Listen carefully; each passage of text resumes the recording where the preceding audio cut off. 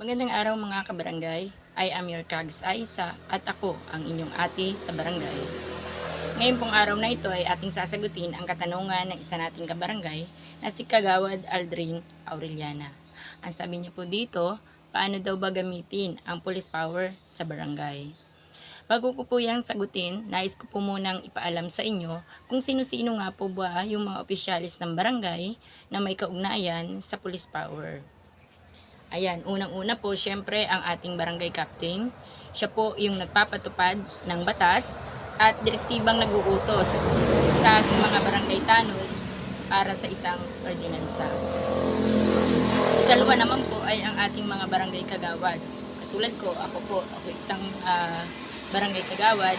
Kami naman po yung nagpapasa or gumagawa ng isang ordinansa para po sa kagalingan, kaayusan ng ating pamayanan. Ang ikatlo naman po ay ang ating mga barangay tanod.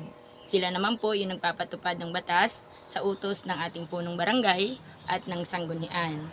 Ikaapat po ay ang ating lupong tagapamayapa. Hindi po sila hindi sila ang nagpapatupad ng police power. Sila lang po yung namamagitan sa alitan na nangyari sa ating barangay. At ngayon naman po ay sasagutin na natin yung tanong ni Kagawad Aldrin. Paano nga daw ba ginagamit ang police power sa barangay? Sa pamamagitan po ng paggawa ng mga ordinansa, halimbawa po mayroong isang pangyayari sa isang barangay na nagkaroon ng problema dahil po sa mga nagiinuman na mga kabataan sa gabi.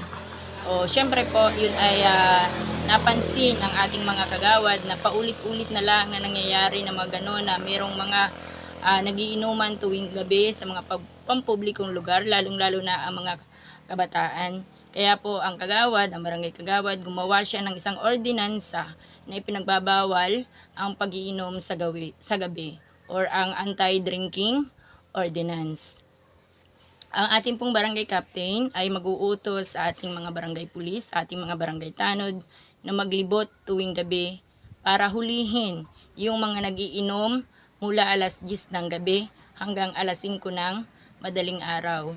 Dito po, huhulihin yung mga maabutan, sila po ay dadalhin sa ating barangay hall, pagmumultahin, at ang mga minor de edad naman po ay dadalhin sa DSWD. Sa ganitong paraan po ay naipakita natin or nagamit natin yung police power ng isang barangay sa pamagitan po ng ating punong barangay. Siya po yung nagpatupad ng batas. Ang ating barangay kagawad ang gumawa ng ordinansa at ang ating namang mga barangay police or barangay tanod, sila naman po yung nagpatupad din ng batas sa utos po ng ating punong barangay. Ayan po, nasagot ko na ang iyong katanungan, Kagawad Aldrin Aureliana. Sana po ay iyong nagustuhan ang aking kasagutan. Maraming salamat po.